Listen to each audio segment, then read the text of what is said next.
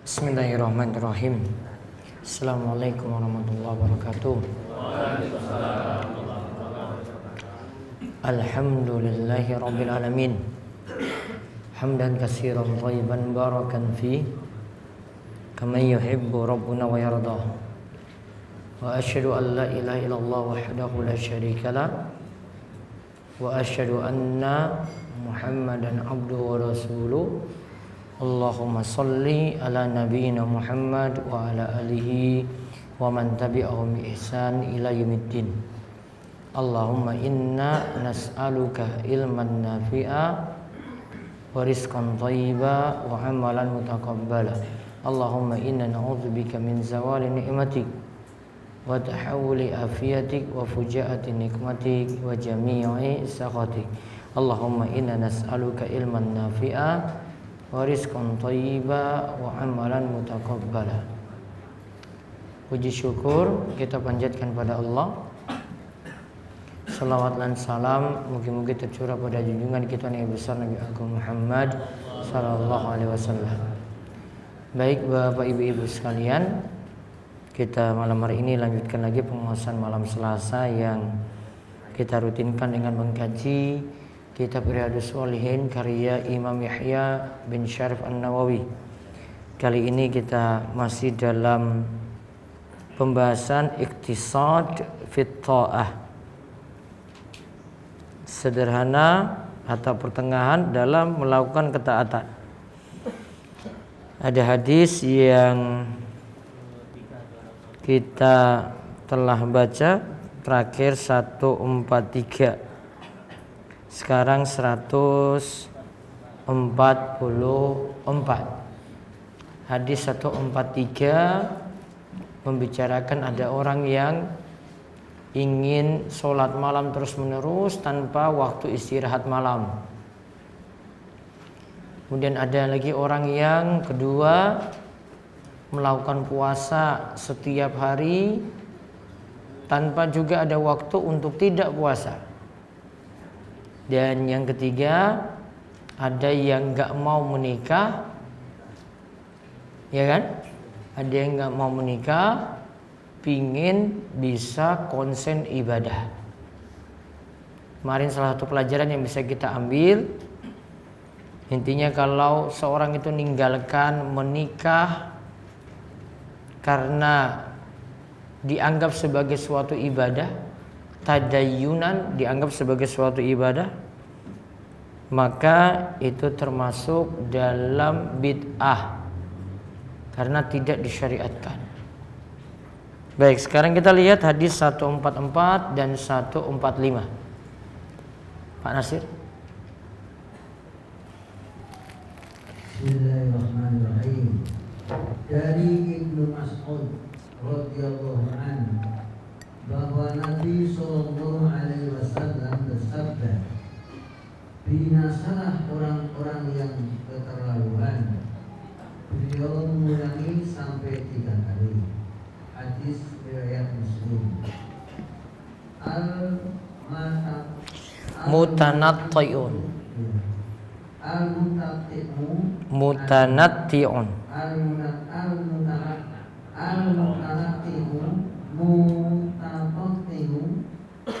Muta'ammikun.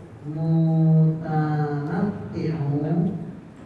adalah orang-orang yang bersikap berlebihan serta ketat dalam perkara yang bukan pada tempatnya.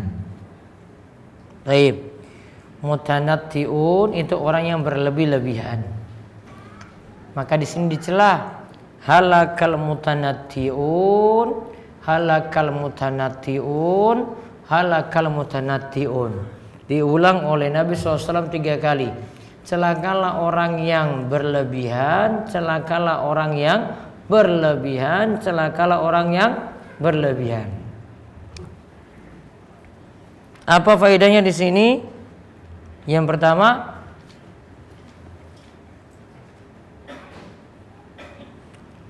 Islam mencela sikap berlebih-lebihan. Islam mencela sikap berlebih-lebihan. Ini sama seperti hadis yang sebelumnya, berlebih-lebihan dalam sholat malam, berlebih-lebihan dalam puasa, berlebih-lebihan dalam menikah, tinggalkan wanita, berlebih-lebihan dalam tidak menikah sehingga meninggalkan wanita. Nah, ini tercela dalam hadis ini, jadi dapat celaan. Kemudian faedah yang kedua, asyiddah la ta'ti bi khair. Yang namanya sikap berlebih-lebihan atau keras tidaklah pernah mendatangkan kebaikan.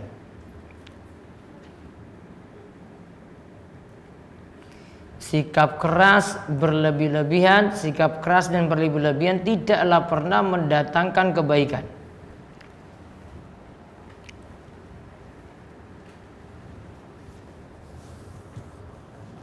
Jadi tadi yang nikahnya misalnya niatannya untuk ibadah, full ibadah pada Allah.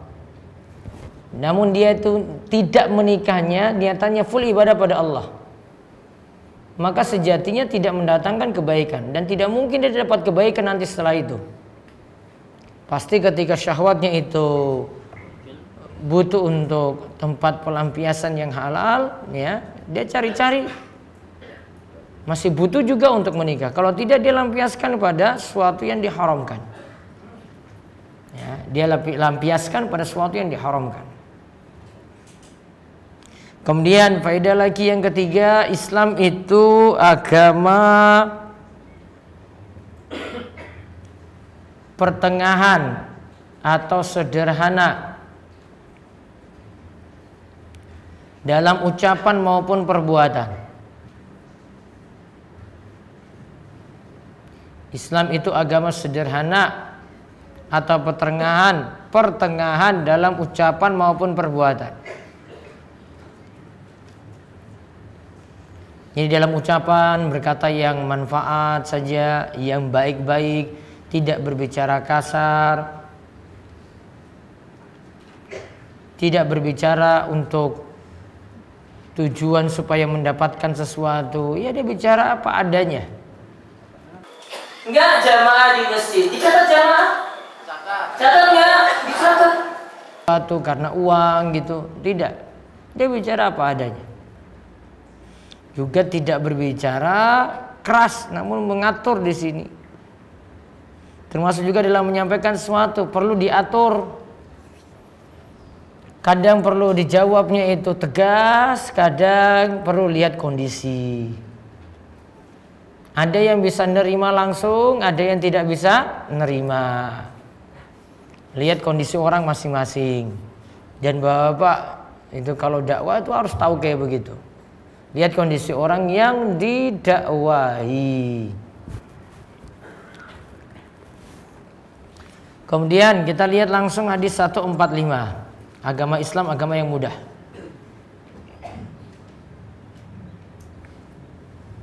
Hadis 145 dari Abu Hurairah radhiyallahu anhu, Nabi SAW bersabda, sesungguhnya agama itu mudah, dan siapa saja yang persulit agama maka ia akan kalah. Maka dari itu bersikap luruslah engkau semua, lakukanlah yang sedang-sedang saja. Dekatkanlah dirimu, bergembiralah kalian, serta mohonlah pertolongan dalam melakukan perbuatan tersebut, baik waktu pagi, sore, maupun sedikit dari waktu malam.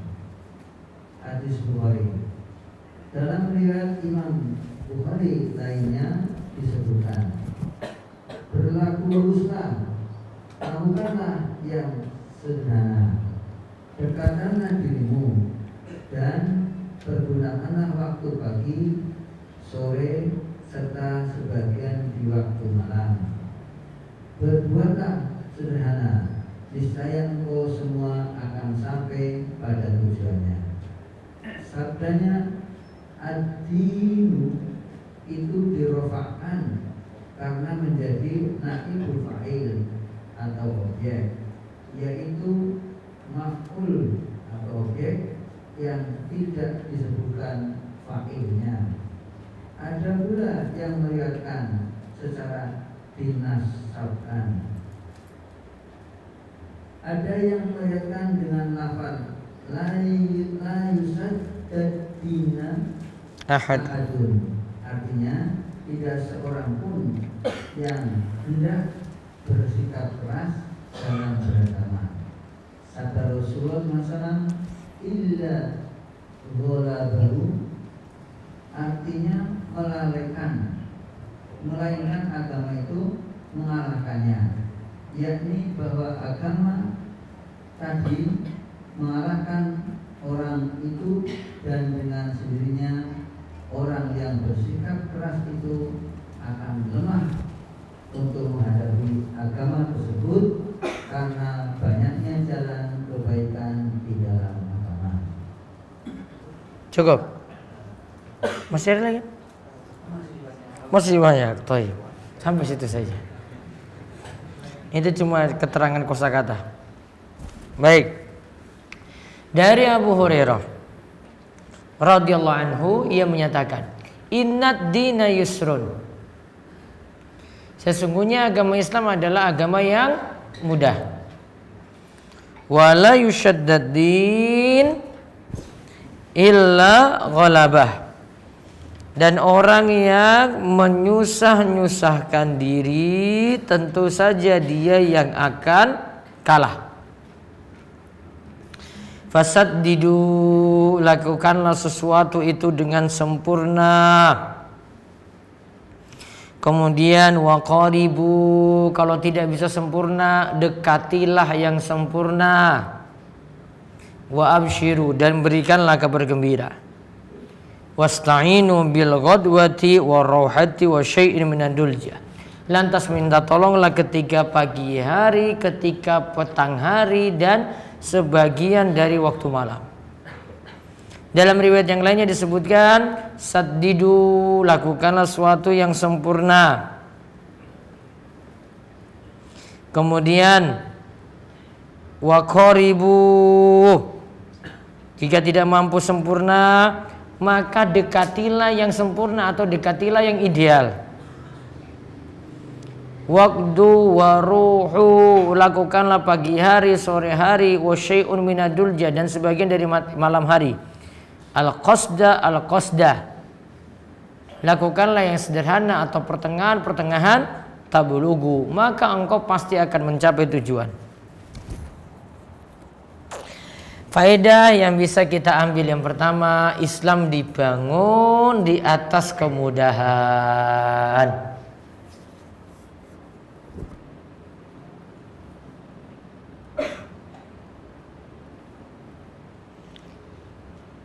Kemudian jika tidak ada kemampuan, faedah yang berikutnya, jika tidak ada kemampuan, maka kewajiban jadi gugur.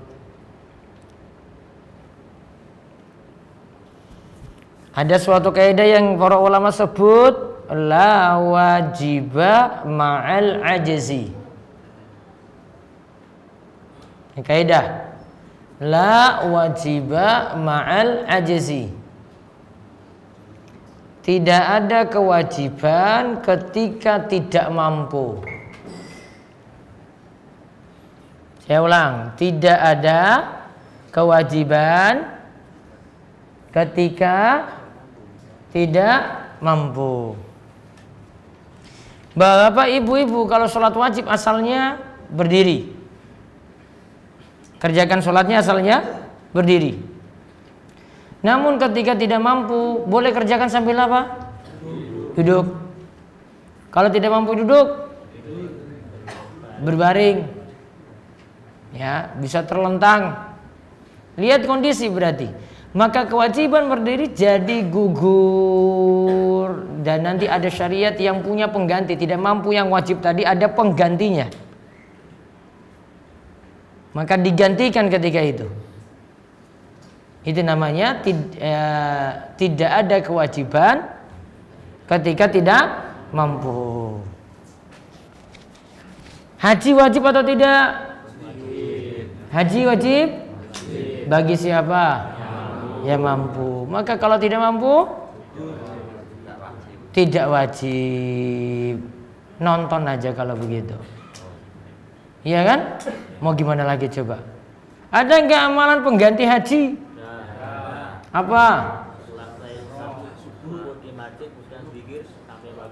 Sholat subuh di masjid, kemudian diam di situ sampai matahari meninggi, kira-kira 15 menit setelah matahari terbit, lalu melakukan sholat isyraq atau sholat syuruk atau sholat duha di awal waktu 2 rakaat.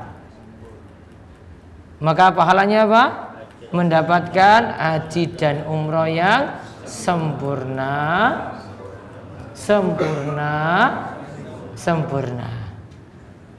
Itu penggantinya. Maka ketika tidak mampu haji, jadi gugur.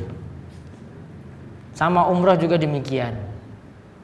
Sama syariat kurban juga demikian. Taruhlah kita mengikuti pendapat yang katakan sunnah. Sunnah pun itu dilihat dari kemampuan. Kalau tidak mampu kurban, maka sudah gugur perintahnya.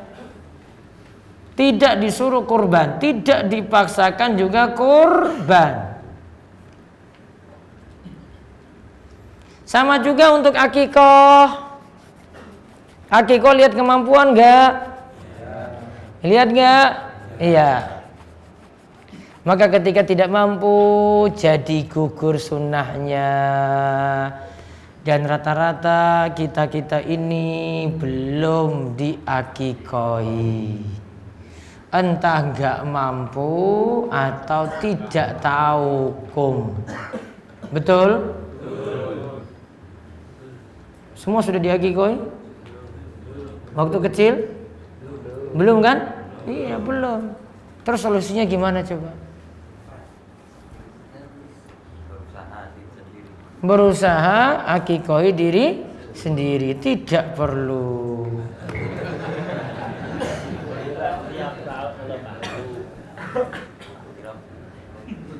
Memang ada anjuran ulama Syafi'iyah seperti itu. Namun tadi saya kembalikan lagi tadi, akikah itu melihat pada kemampuan. Dulu belum mampu, 1, berarti gugur.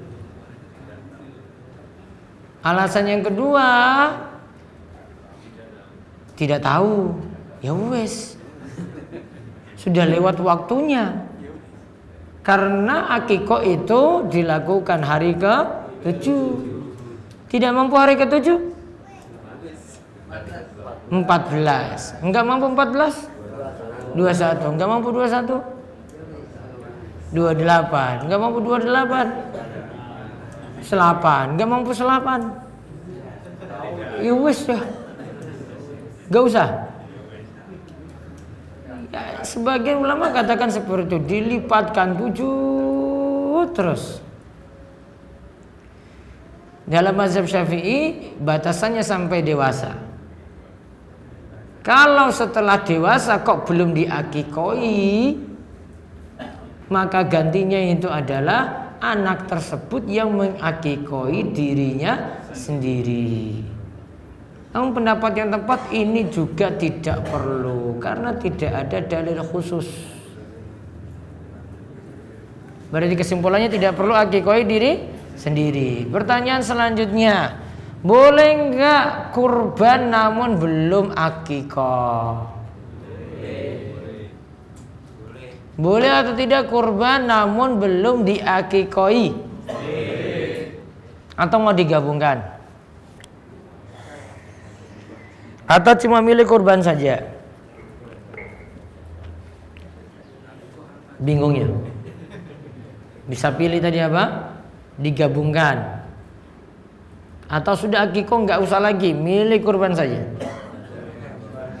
Bagusnya milik kurban saja dan tidak ada kaitannya antara kurban dan akikah. Akikah itu untuk mensyukuri nikmat anak yang lahir, kurban itu untuk mensyukuri nikmat hidup. Sudah? Baik. Sekarang taruhlah sudah jadi orang tua, kemudian punya anak. Idul Adha besok itu pas hari ke-7. Boleh nggak gabungkan akikoh dan kurban?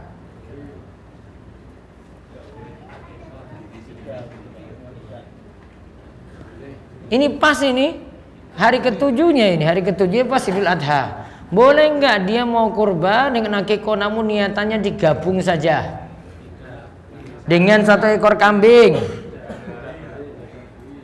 Kenapa tidak boleh?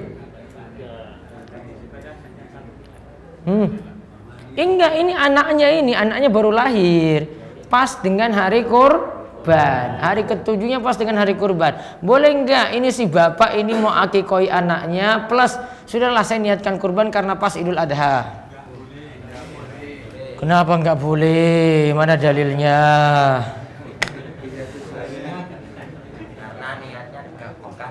Sama-sama nyembelih enggak? Nyembelihnya sama enggak? Sama nyembelih kambing toh? Nah, terus enggak boleh? Engkau bisa. Kalau hari ke-7-nya tanggal 10, nanti korbannya yang 11. Oh, bisa juga korbannya tanggal 11, akikohnya tanggal 10 gitu. Oh, bisa dapat 2, malah enak itu makan terus. Oh, enak itu. Itu usulan yang bagus itu. Catat ya. Nah, berarti kurbannya nanti hari tasyrik, betul loh? Terus nanti akikohnya tanggal 10. Enak sekali itu. Saya mau itu kalau gitu. Datang nanti itu. 2 kali berarti ya kan? Dapat daging kurban, dapat akikoh. Atau bisa juga ya, sebenarnya masih boleh gabung. Namun kalau saya nggak mau jawab ini, saya lihat dulu orang yang tanya ini sugih apa ora. Kalau itu sugih, wah saya nggak mau jawab itu. Wah Pak itu pelit sekali. Beli 2 lah, beli 3 atau 4 gitulah. Untuk akikoh ada, untuk kurban ada. Sudah. Kok pelit banget hitung-hitungnya dah. Sudah beli 2. Kalau itu yang tanya orang miskinnya sudah mampunya cuma 1 ekor kambing, nah situ baru beri saran pada dia, silahkan gabungkan kurban dan akikoh. Kalau mampu tadi, nah bisa juga kayak gitu. Mungkin tiap hari tasyrik lah ya, kurbannya 3 hari. Jadi 3 kambing hari 11, 12, 13, ya dah? Enak banget itu. Datang terus itu nanti. Ya, tanggal 11 untuk melayani tamu pertama, tanggal 12 nanti ada yang melayani tamu kedua lagi, tanggal 13 kayak gitu.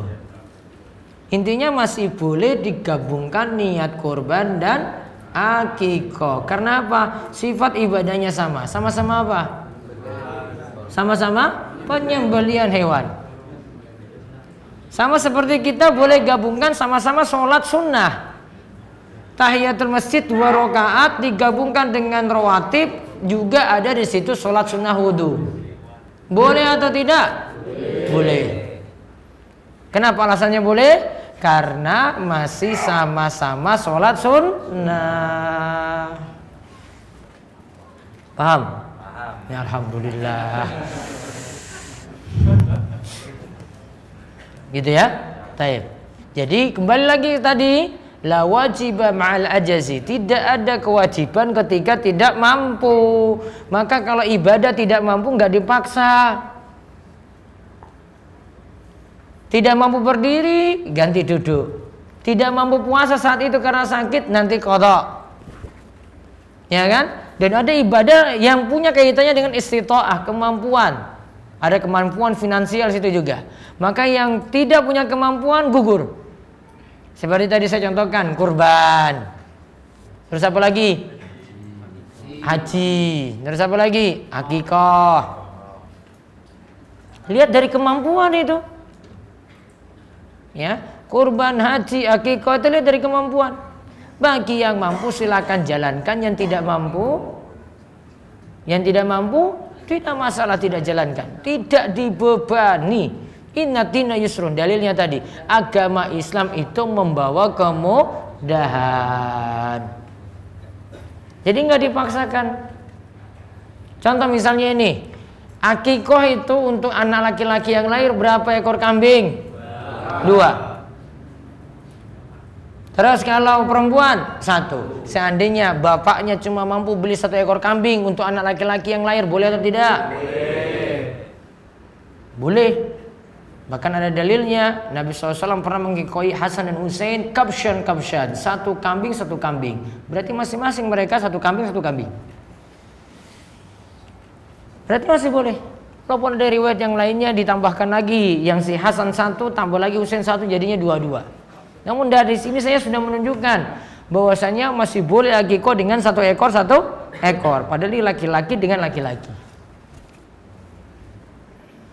Jadi kadang masih dibolehkan seperti itu. Lihat dari kemudahan.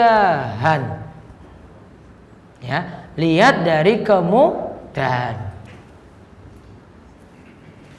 Terus faedah yang berikutnya lagi.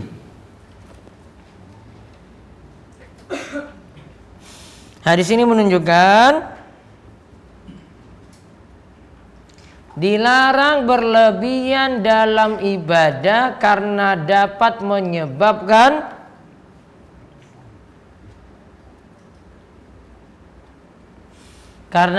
menyebabkan malas dalam ibadah.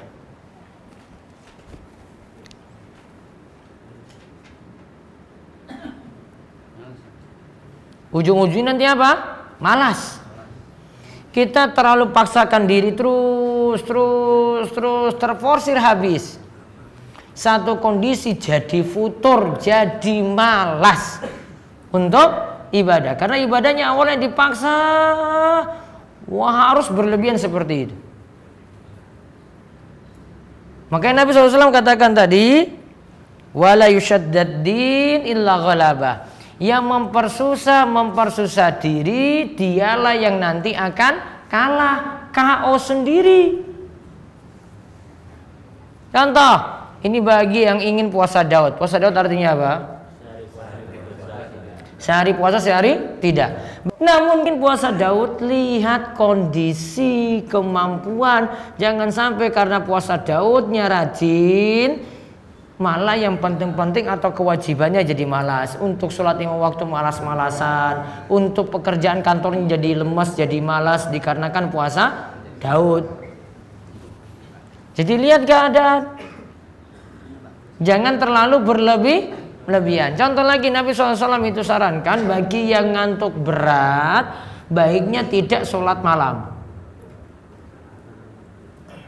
Nabi SAW katakan andai dia itu baca istighfar, boleh jadi kalimatnya berubah gara-gara dia ngantuk. Paham ya? Jadi yang wajib lah aku. Kalimatnya jadi berubah. Dikarenakan apa? Ngantuk. Maka tidak paksakan diri. Jadinya nanti ibadahnya jadi rusak, jadi hancur. Ya, wala yushaddad dina illa ghalaba. Siapa yang mempersulit diri, maka dia sendiri yang akan kalah. Kemudian hadis ini juga menunjukkan dianjurkannya mengambil rukhsah atau keringanan. Dianjurkannya mengambil rukhsah atau keringanan.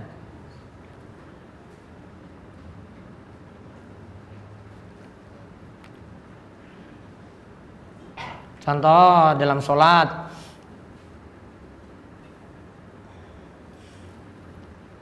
Ya, dalam sholat tadi yang kita contohkan, tidak mampu sholat sambil berdiri, diganti keringanannya apa?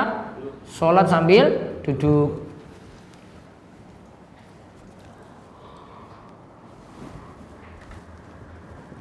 Tidak mampu berwudu, gantinya apa? Tayamum. Kalau tidak mampu mandi karena air nggak ada, gantinya apa?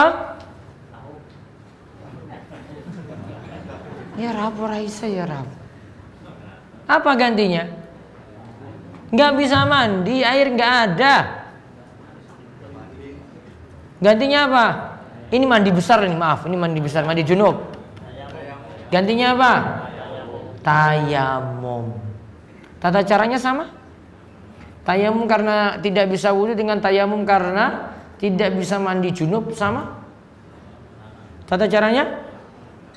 Atau karena wudu nanti cukup telapak tangan dan muka dan telapak tangan, kalau untuk mandi junub gantinya dengan mandi debu. Iya, milih yang mana? Coba logikanya ya, logika ini, pakai logika ini. Kalau wudu nggak ada air, ganti apa? Tayamum. Yang diusap apa? Muka dan telapak tangan. Berarti kalau mandi disuruh apa? Coba rukunnya. Mandi junub. Seluruh tubuh itu disiram dengan air. Berarti kalau tayamum dengan debu apa?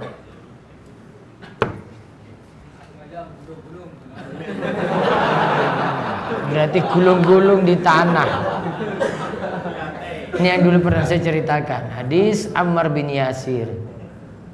Dia sampai yakini, oh iya ya, kalau mandi itu siramkan air ke seluruh badan, berarti kalau nggak ada air siramkan debu ke seluruh badan. Akhirnya Ammar itu guling-guling ke tanah seperti hewan itu berguling-guling. Langsung lapor Rasul. Salahnya dia nggak lapor dulu. Ya, sudah guling-guling dulu kemudian lapor Rasul. Ya memang orang nggak ngaji itu kayak gitu. Itu ruginya kalau nggak ngaji, nggak punya ilmu tuh kayak gitu itu loh. Sudah berbuat dulu baru tanya-tanya. Ya kan? Ini kok sudah lakukan amalan kok kayak gini, sudah capek semalam, ya. Sudah capek baru tanya Pak Ustadz ini boleh atau tidak? Wah, jenengan sudah lakukan toh? Iya, siapa suruh nggak ngaji, jenengan susah sendiri. Dia guling-guling ke tanah. Akhirnya Rasulullah SAW cuma jawab, kamu cukup tepukkan tanganmu ke debu, kemudian usap mukamu, kemudian telapak tanganmu, selesai. Padahal untuk ganti mandi junub juga. Mudah kan? Mudah. Kalau gitu, kalau dingin seperti sekarang ini, boleh nggak tayamum? Kan katanya berat sekali kalau untuk gunakan air. Misalnya junub, bisa dihangeti airnya, tidak mesti ganti tayamum. Masih ada solusi dengan cara panaskan air. Yang sudah berbuat siap tanggung jawab. Ya iya toh Pak, masa nggak tanggung jawab? Cuma dingin aja kok. Resiko. Siapa suruh? Balik lagi tadi, berarti yang namanya kesulitan tadi Allah berikan kemudahan.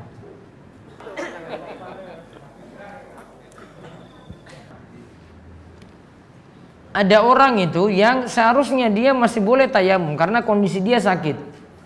Dia minta fatwa pada seorang sahabat, boleh saya untuk tayamum nggak? Dia katakan, sahabat ini jawab, oh nggak boleh. Lantas ketika itu dia mandi. Setelah mandi karena dia lagi sakit ini mati. Langsung Rasulullah SAW diberitahu tentang kasus ini. Rasulullah SAW marah besar. Kamu itu kalau nggak punya ilmu ya tanya. Sifaul alil as-su'al, obat dari bodoh, yo tanya. Gitu. Kalau nggak tahu ya tanya. Mereka nggak tanya dulu, langsung itu berikan jawaban. Kamu nggak boleh itu tayamum. Masih ada air. Maka ketika itu mandilah orang ini, kemudian tewas. Rasulullah SAW katakan, kamu telah membunuhnya. Kenapa telah membunuhnya? Salah fatwa. Tetap ketika itu tata cara dia tidak bisa menggunakan air karena sakit, maka beralih pada apa? Tayamum. Tayamum cuma mengusap muka dan kedua telapak tangan. Sudah. Selesai. Begitu mudah sekali syariat kita mengatur semacam itu. Kemudian faedah yang berikutnya lagi.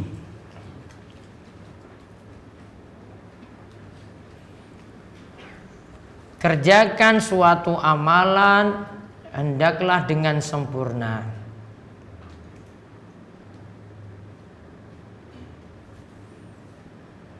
Kalau tidak mampu, maka dekatilah yang sempurna.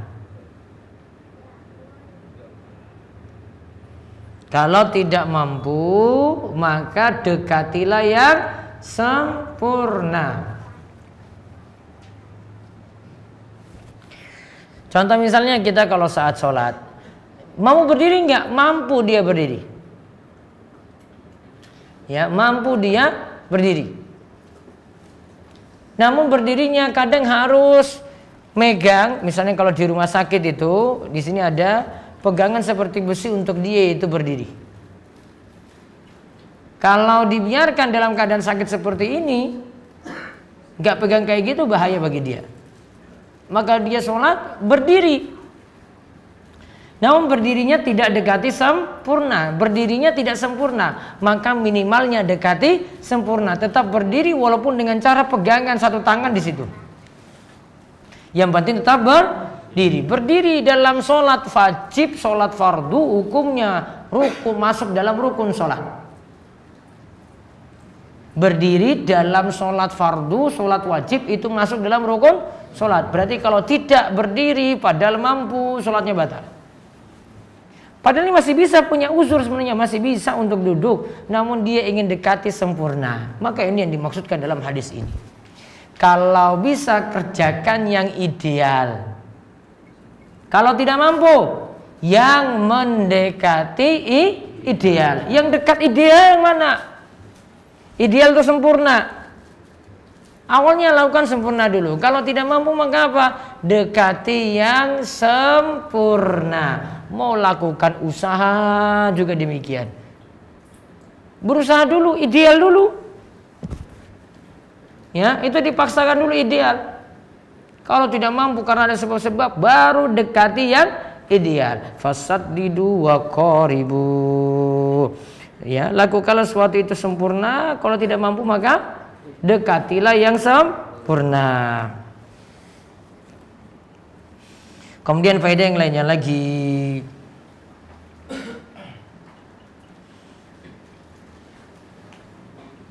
Diperintahkan untuk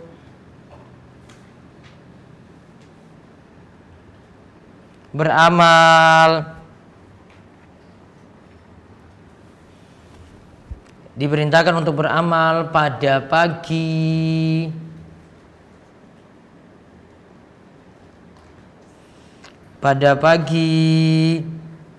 pada petang, dan sebagian malam.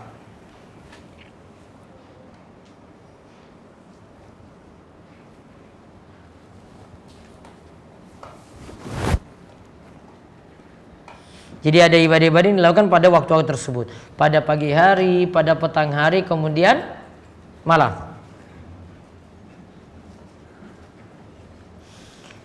Kemudian faedah yang lainnya lagi, diperintahkan bagi musafir untuk memilih waktu semangat.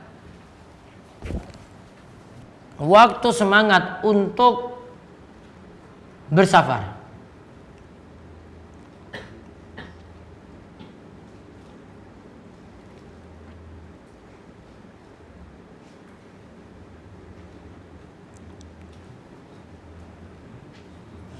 Kemudian faedah yang lainnya yang terakhir,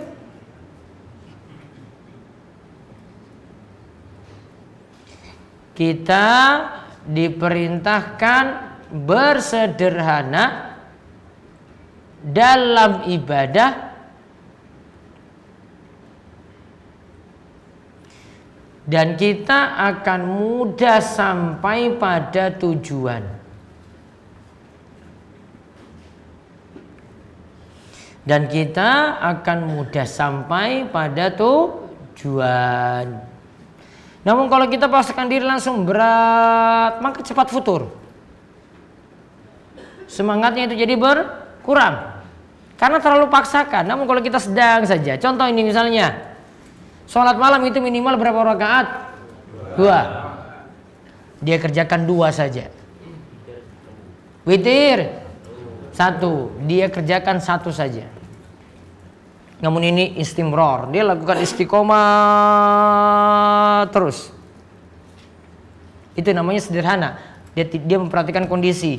Ini kadang dia perbanyak rakaatnya, kadang yang juga dia kurangi. Yang jelas dia lakukan terus saja. Maka itu akan lebih cepat sampai tujuan, lebih mudah istiqomah daripada melakukannya banyak namun cuma sekali-kali saja atau cuma 1 kali setelah itu tidak dilakukan lagi.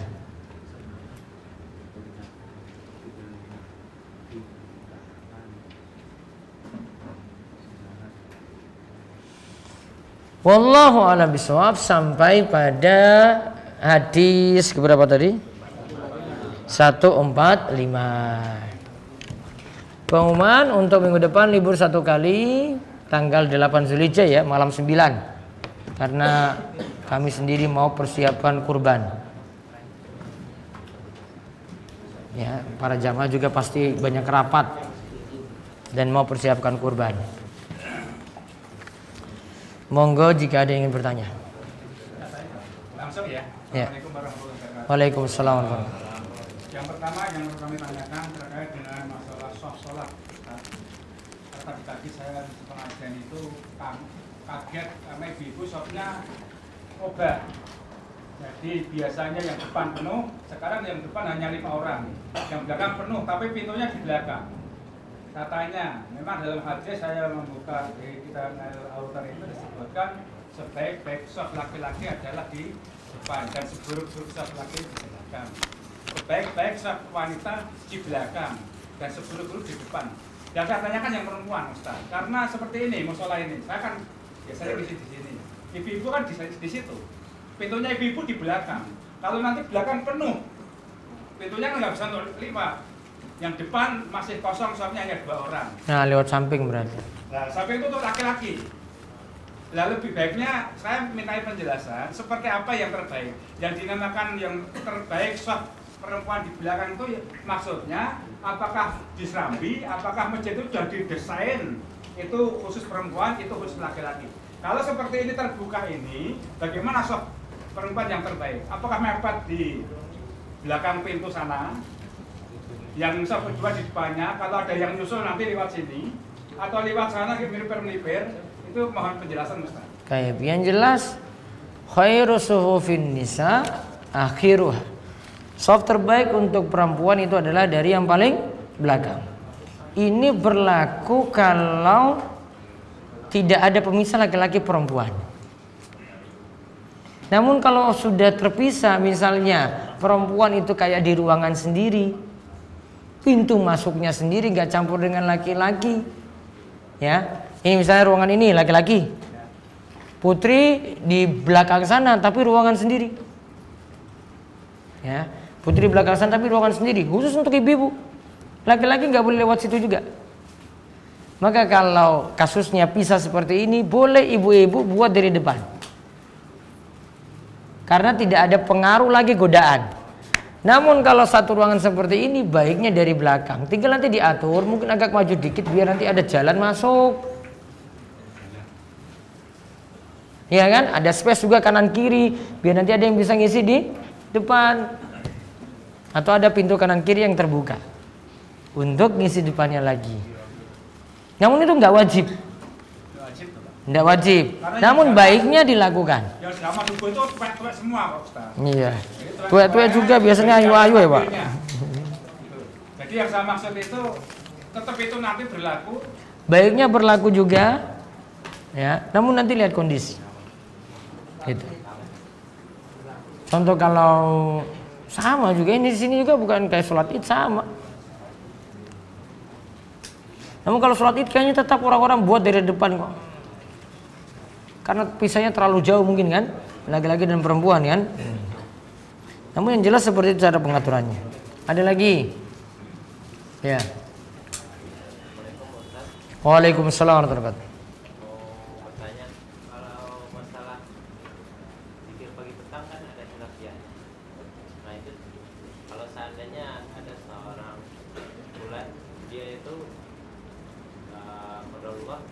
dia kadang-kadang dia bacanya zikir pagi sebelum terbit dari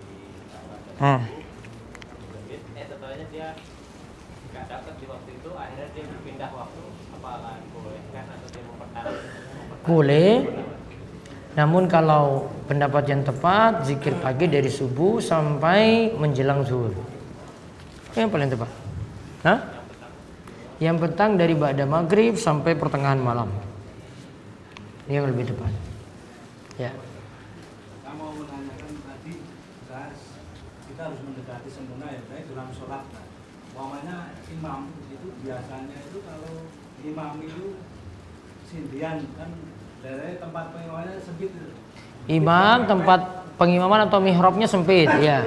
Tapi dia itu selalu minta yang sendian katanya takut kalau zikir karena dia punya penyakit. Namun kalau dia makmum saya amati itu nggak ada sendiannya ya kuat.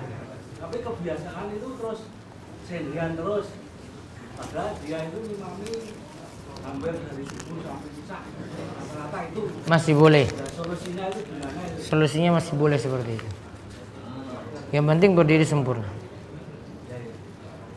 Ada lagi? Ya. Umpamanya saya pernah temani saya sholat di masjid, terus saya nggak tahu dia itu sholat sendiri di masjid, terus saya menggeblek menepuk ini, Mas ikut saya jamaah, terus Oh jangan ngajak ngobrol.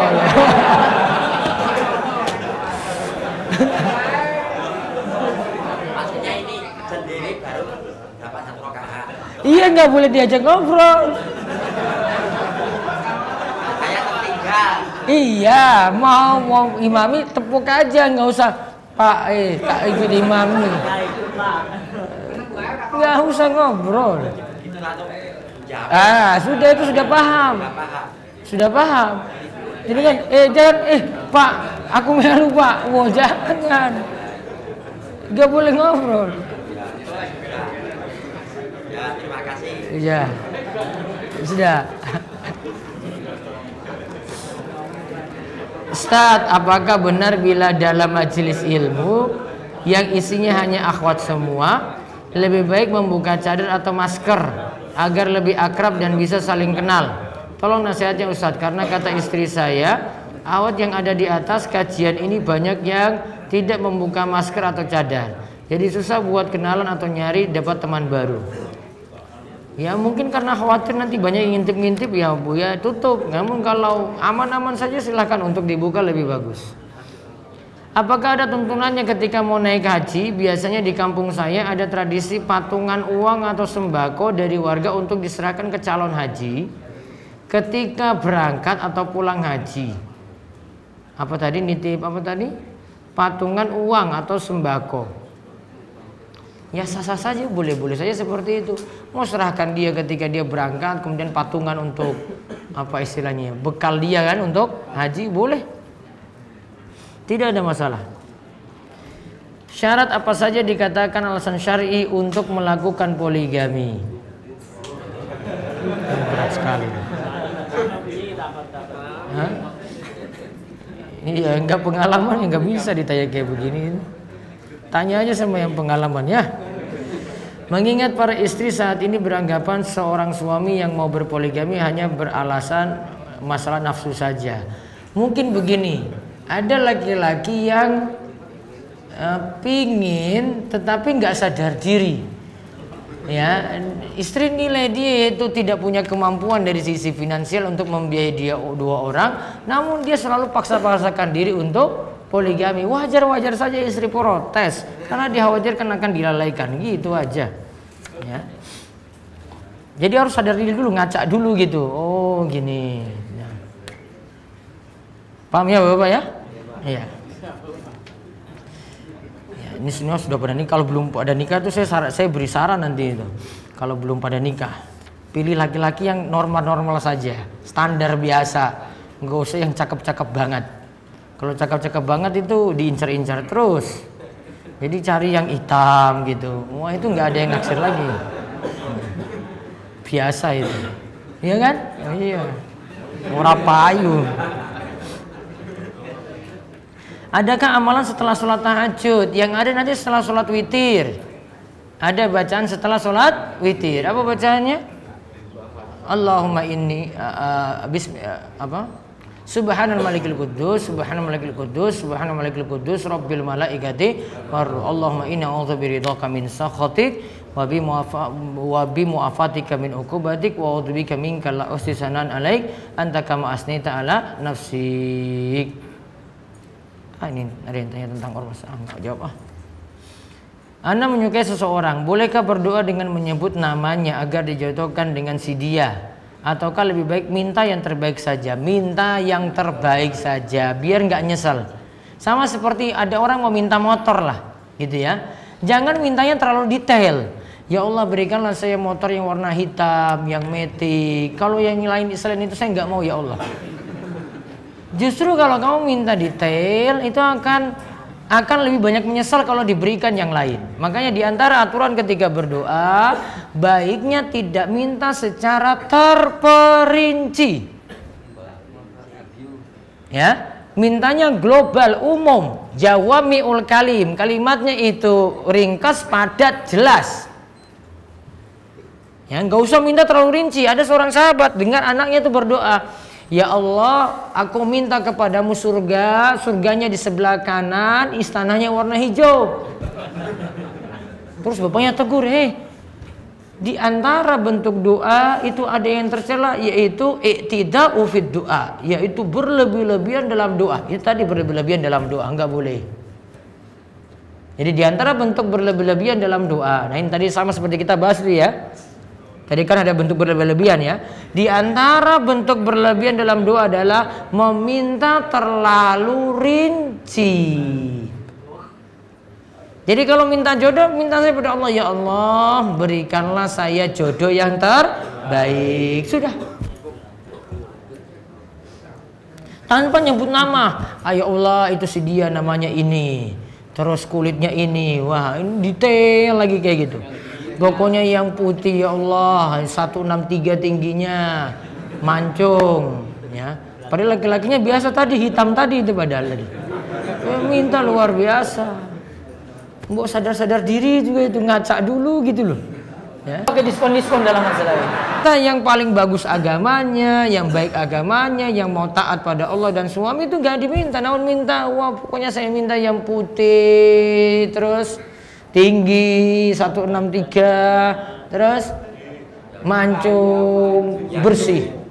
Padahal kalau putih juga itu biaya make upnya tuh mahal sekali loh itu. Ya, ini untuk rawat itu saja mahal coba. Maka yang hitam-hitam tuh beruntung sekali itu. Sudah nggak perlu pikir macam-macam. Kalau putih itu wah, untuk rawat itu saja ada jerawat sedikit dia mikir bukan main. Iya kan? Mikir bukan main. Apalagi suka dandan itu. Coba habis uang jajan itu untuk dandan saja. Belum lagi kalau isikan sholat isyraq yang pahalanya haji dan umrah yang sempurna. Spa, salon, ya Allah. Habis padahal suami cuma buruh bangunan coba. Ya Allah coba. Bayar seminggu sudah habis cuma untuk dandan saya. Coba lihat gimana. Itu. Mau makan apa? Makan make up.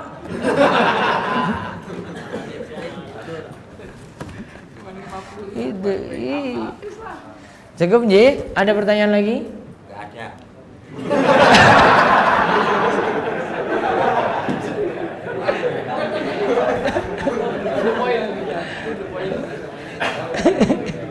Ini ada kok ya. Orang berkorban tapi tidak sholat sia-sia. Tinggalkan satu sholat asar saja, faqad habita amalu. Amalan hari itu terhapus loh. Tinggalkan satu sholat asar. Makanya bahaya sekali. Amalannya terhapus. Jadi misalnya dia kurban nih ya. Terus zuhur ora sholat, ngasar ora sholat, ya wes tadi kurbannya jadi batal berarti. Terhapus amalannya hari itu. Sia-sia berarti. Ada lagi tadi? Mana? Musafir. Kalau musafir itu kan bisa jamak atau jamak kosor, kan biasa sholat biasa. Sedang masjid turun jamak, turun jamak. Baik. Itu mana yang banyak pahalanya? Ini sudah safar apa belum ini? Musafir. Iya, musafirnya sudah benar-benar safar. Kali-kali aku pulang ke Cilacap. Oh, tinggal jenengan pilih mana yang mudah. Yang paling banyak pahalanya. Yang paling banyak cari rukhsah. Ambil keringanan. Selama masih statusnya musafir, ya, qashar. Kalau bisa dikerjakan di masing-masing waktu tanpa jamak. Namun kalau tidak bisa dikerjakan di masing-masing waktu, jamak, qashar. Tergantung kondisi. Namun yang diharuskan itu qashar kalau jadi musafir. Ya. Tentang amalan bulan Zulhijjah. Amalan di bulan Zulhijjah, Memperbanyak puasa itu bisa puasa apa saja? bisa puasa dari tanggal 1 sampai tanggal 9. Puasa mutlak. Yang utama nanti tanggal 9-nya. Nah, sekarang kan ada perbedaan. Indonesia 22 Agustus Idul Adha, terus Saudi 21. Ikut mana? Ikut negeri masing-masing. Karena penglihatan hilalnya negeri masing-masing. Jadi Indonesia ikut Indonesia, Saudi ikut Saudi, walaupun nantinya sana wukuf duluan. Amannya mau amannya sudahlah tanggal 8 lah biar sama dengan di sana wukuf. Jadi 8 dan 9 sekaligus 2 hari. Berarti pekan depan puasa Senin Selasa. Dapat dua-duanya. Ya. Namun kalau mau puasa dari tanggal 1 ini dari tadi nih Senin, besok Selasa lagi, Rebu lagi, Kamis lagi, terus sampai tanggal 9 lebih afdol. Ya makin banyak ya makin bagus. Namun kalau mau milih, saya mampunya cuma 1 hari saja, sudah Arafah berarti tanggal 9 Zulhijjah. Untuk mengantisipasi tadi yang perbedaan tadi itu, ya sudah tanggal 8, tanggal 9, Senin Selasa. Dan ingat, tanggal 10, 11, 12, 13 tidak boleh puasa. Terutama hari tasyrik tidak boleh puasa. Terus puasa yang limit bagaimana? 14, 15 nih? 13 kan nggak bisa. Berarti cuma 14, 15. Satu harinya biar jadi 3, pilih hari yang lain bebas. Gitu. Paham ya? Nah, itu untuk anjuran puasa sunnah. Cukup. Baik, itu saja yang kita bahas untuk malam hari ini. Mungkin manfaat dan Allah memberikan kita kebaikan demi kebaikan dan senantiasa diberikan istiqomah. Insyaallah jumpa lagi 2 pekan ke depan. Ya, 1 kali libur. Ya, persiapan 1 malam. Persiapkan kurbannya yang bagus ya. Baik, yang sesuai tuntunan. Ya. Assalamualaikum warahmatullahi wabarakatuh.